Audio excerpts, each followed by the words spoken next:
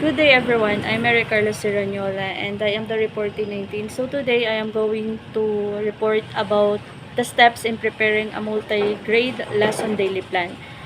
So objectives to identify the process and guidelines in preparing a multi-grade daily lesson plan. So number 2, to deepen understanding of different teaching schemes in preparing a multi-grade lesson plan.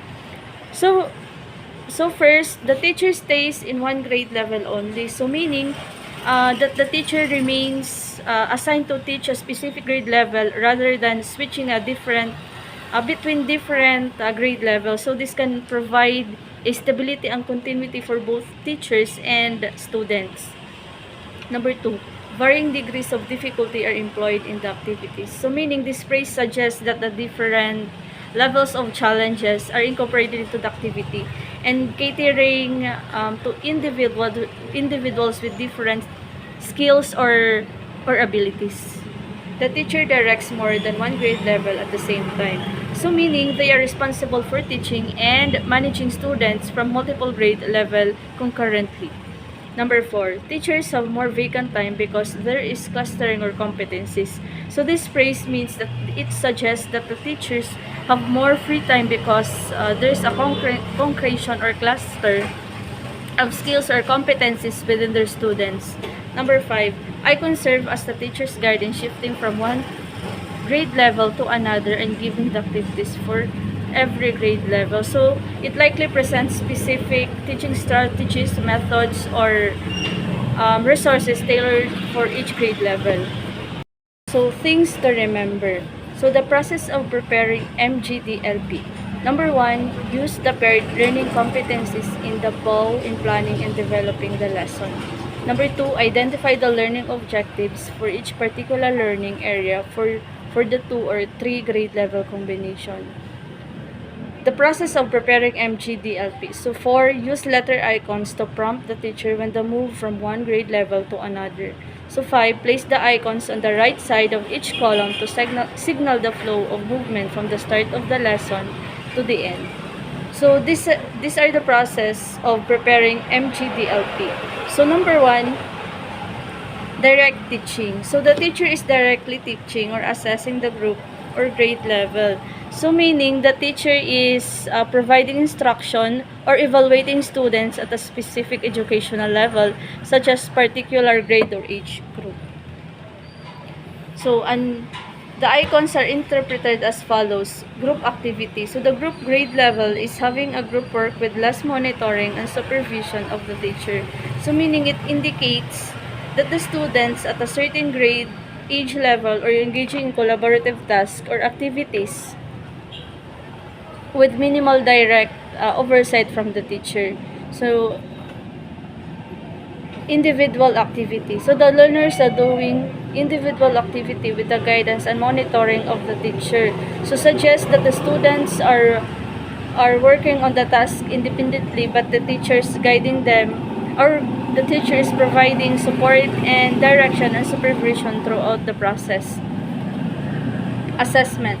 The group grade level is doing an assessment activity. So the student is specific at a specific educational level such as particular grade or age group are engaged on evaluation task and could involves various methods such as tests, quizzes, project, or presentations. So next topic is all about guidelines in using the MGDLP. So first, determine the lesson to be taken up for each learning area within the grading period. Get familiarized with the contents and format of the lesson.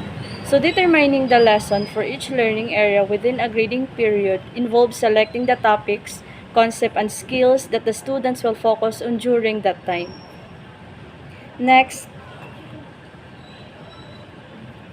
each set of lesson will be taught for 5 days, one lesson per day. So but there are times when a lesson allotted for that day is not done for completed. In this case, continue the lesson on the following day. It is important to know when to break the lesson when the time allotted for the subject is over. So remember to mark the lesson where it indeed for easy reference during the next day session. So typically means dedicating a full class period to cover each lesson truly. So this approach allows for in-depth exploration, understanding, practice, and reinforcement of the material before moving on the next lesson. 3. Rubrics for assessment are used to determine the learner's performance level in the assigned learning task. Assessment on performance is more valid and reliable if learners are involved in evaluating their own work using rubrics. So, rubrics are assessments or structured tools outline criteria for evaluating student performance or work. So this typically include description for various level of performance for each criterion, engaging from excellent to poor. So for use of icons TGIA. So TGIA could stand for the Thank God It's Assessment, suggests that it's a positive attitude toward assessment, or it could be represent a specific framework or methodology where each letter corresponds to a step in a process. 5. There are activities that need the assistance of pupil leader prior to performing a learning activity. Orient the pupil leader on the procedures of the activity and provide the materials to use, including a copy of possible answer or responses to question or exercises. So in a certain task or events within a classroom or school setting, it requires the involvement of support of a student leader. So this could be involved organizing group activities, facilitating discussion, assisting classmates, or taking on a leadership role during project or events. Number 6. So for grade 1 and 2, for grade 1, 2, and 3 combination, the teaching time allotted for grade 1 is not followed such as in English and Filipino. Instead, it follows the grade 2 and 3 time allotment. So the teacher will provide the activities to grade 1 pupils that would parallel the lesson and the allotment of for grade 2 and 3 pupils. So it could mean that the curriculum or lesson plan outlined for this subject are not being implemented as indeed intended. So this could be due to various reasons such as teacher preferences, task, lack of resources, and time or deviation from this prescribed curriculum. Number 7. In the absence of a competency in grade 1, the pupils are given activities that are appropriate to their grade level competencies to keep up with the time while the teacher is directly teaching in another grade level. So this should be done to avoid possibility in dismissing the pupils early. So kailangan talaga na maturuan ng mga grade 1 in that day, kailangan maturuan nila para sa next day iba naman yung mga topic na ituturo ni teacher. So, good day everyone. I'm Jessamili Barrio, and I'm the continuation of Miss Raniola's report. So, today we will discuss about the features of multi-grade daily lesson plan, or MGDLP. So, the multi-grade daily lesson plan, or MGDLP, is a teaching framework designed for multi-grade classrooms where teachers handle multiple grade levels in a single classroom. The MGDLP incorporates several key features to effectively manage and deliver instruction in this unique educational setting. So first, teaching scheme. The MGDLP provides a structured approach to lesson planning, including clear objectives, content, and learning competencies for each grade level. It helps teachers organize their teaching strategies and methods to address the specific needs of each grade level. So, second, classroom management. Managing a multi-grade classroom requires effective classroom management techniques. The MGDLP includes strategies for creating a positive and inclusive learning environment, establishing routines, managing transition, and promoting students' engagement and participation. Third, differentiated instruction. Multi-grade classroom consists of students with varying levels of knowledge, skills, and abilities. The MGDLP emphasizes differentiated instruction that involves adapting teaching methods, materials, and assessment to meet the diverse needs of students. This approach ensures that every student receive appropriate and targeted instruction. So fourth, varied learning activities. The MGDLP encourages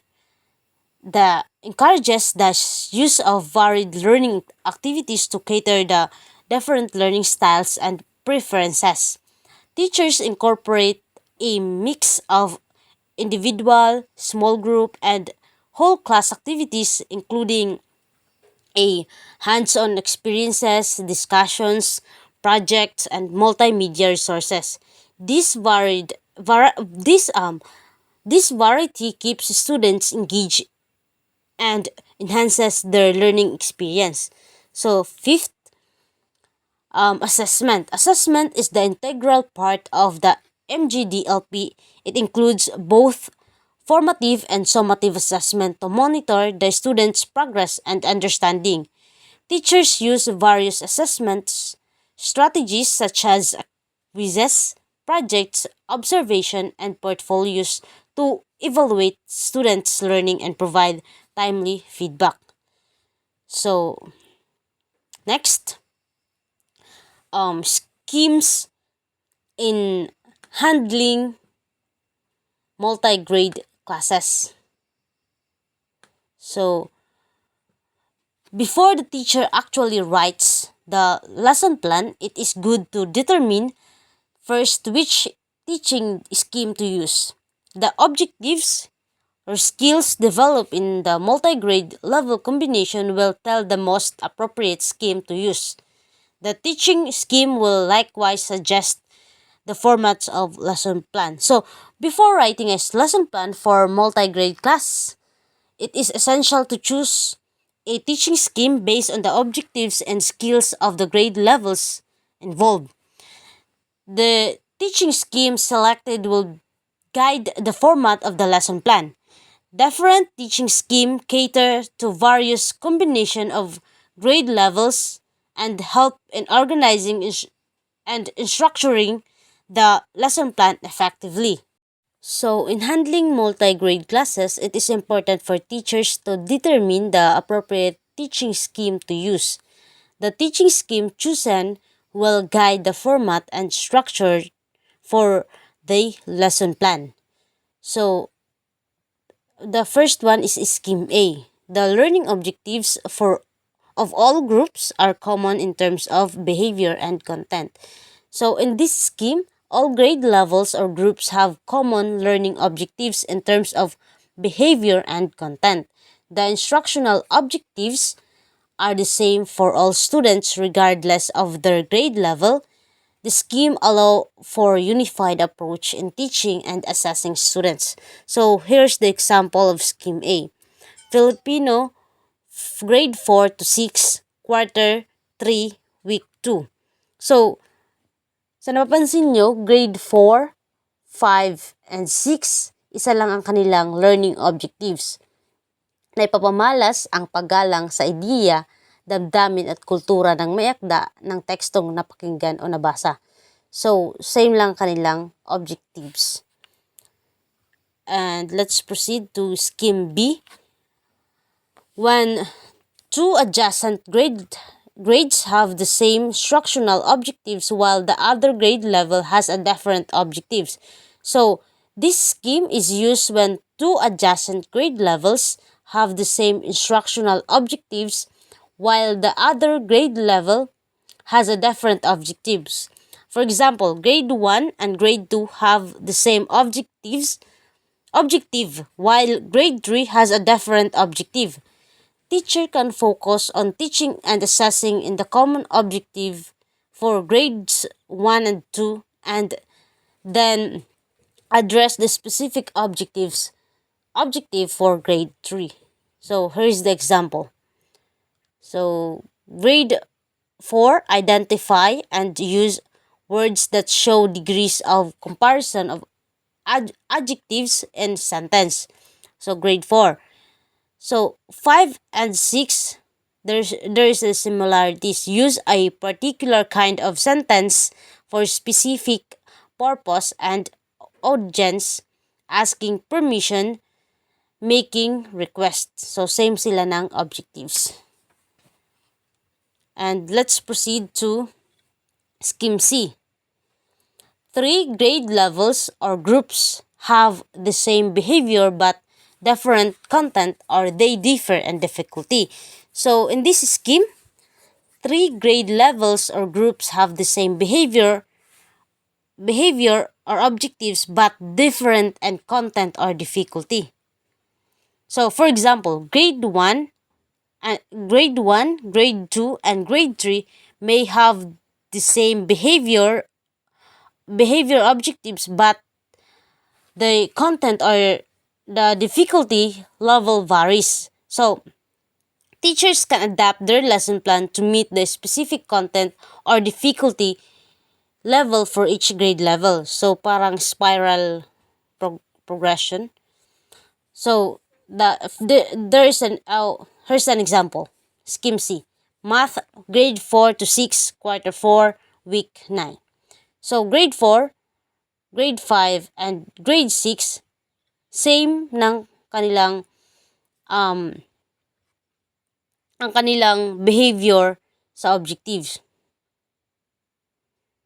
But as you can see, there is different in terms of difficulty, because grade 4 solving routine and non-routine problems involving a simple experiment. So simple experiment pa lang sa grade 4. So sa grade 5 naman, solve routine and non-routine problems involving experimental probability. So meron na siyang different sa difficulty.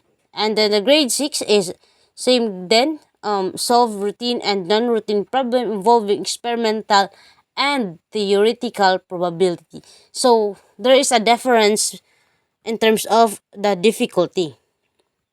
But same sila ng behavior sa objectives behavior. So yun.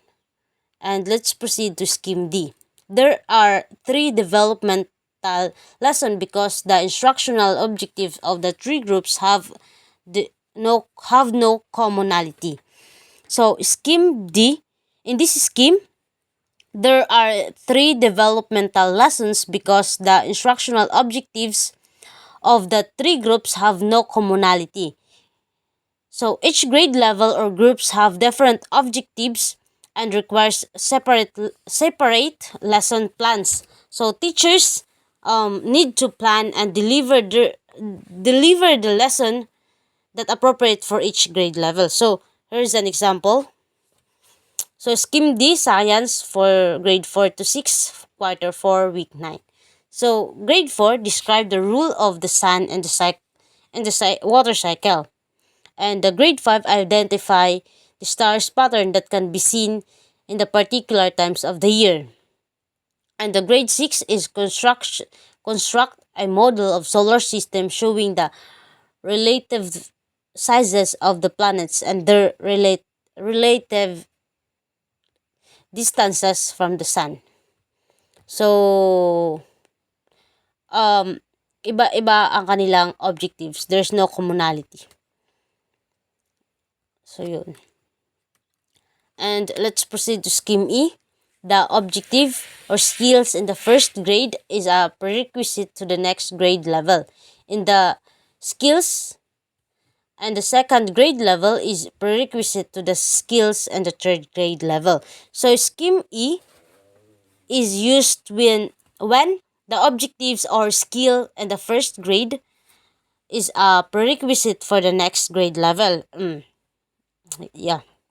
And the skills in the second grade level is prerequisite for the teaching skills in the third grade level. So this scheme ensures that a sequential and progressive development of the skills across grade level. So this teaching scheme helps teacher to effective plan and deliver instruction in a multi-grade classroom with multiple grade level by considering the objectives, skills developed in the grade level or the combination of the grade level. So, teachers can determine the most appropriate scheme to use and create lesson plan that meet the needs of students in the multi-grade class. So, here's an example. So, as you can see, grade 4 is prerequisite to grade 5 and grade 5 is prerequisite to grade 6 in terms of their objectives. So, this scheme ensures a sequential and progressive development of skills across the grade level. So, yun. And the next slides is management shifting of teachers from one grade level or activity to another. Four letter icons T, G, I, and A signal the shift of the teachers from one grade level to another or from one activity to another. So, the management and shifting of teachers from one grade level or activity to another is in multi-grade classroom can be facilitated using four letter icons, which is T, G, I, and A. These icons serves as the signal for teacher to transition between grade levels or activities. So let's proceed to differentiated instruction.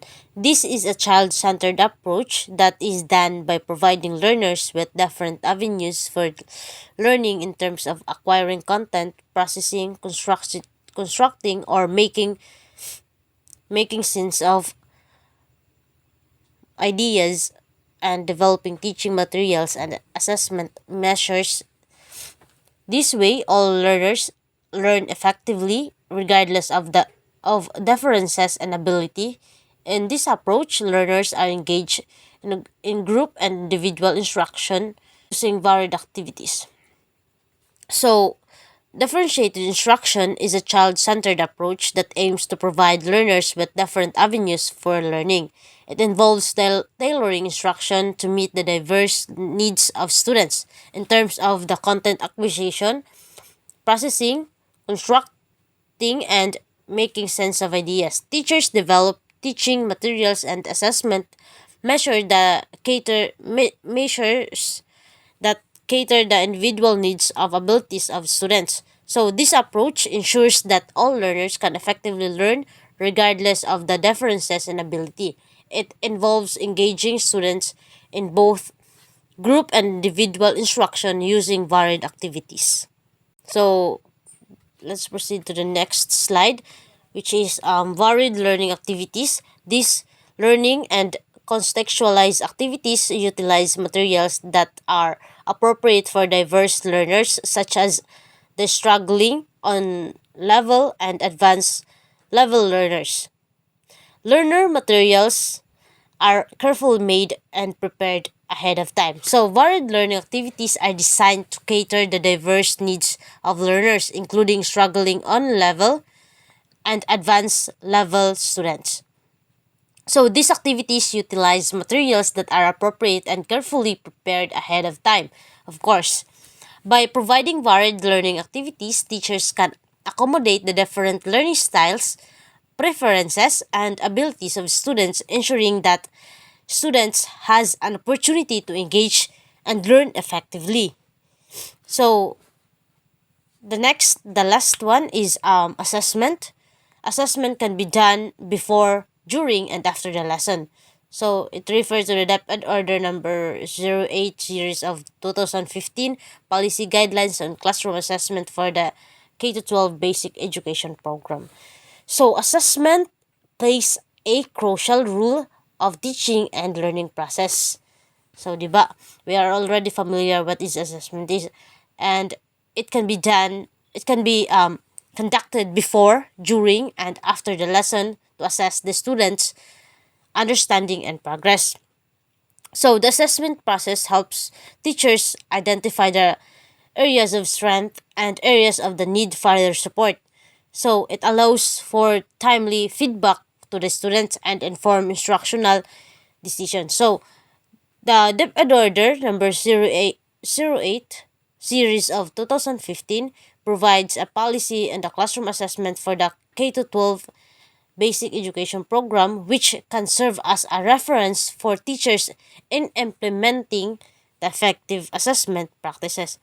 So, overall, the management and shifting the teachers in the multi-grade classroom can be facilitated through the use of icons and implementation of differentiated instruction, varied learning activities, and effective assessment practices. So, this approach ensures that all students receive appropriate instruction, engage, and meaningful learning activities and are assessed in comprehensive manner. So, let's proceed to the next slides. How do you rate learning in the following? Knowledge and the process of preparing MGDLP, understanding of the feature of MGDLP, readiness in preparing an MGDLP. Base your rating on the picture. The next slide. So, that's it. So, salamat po.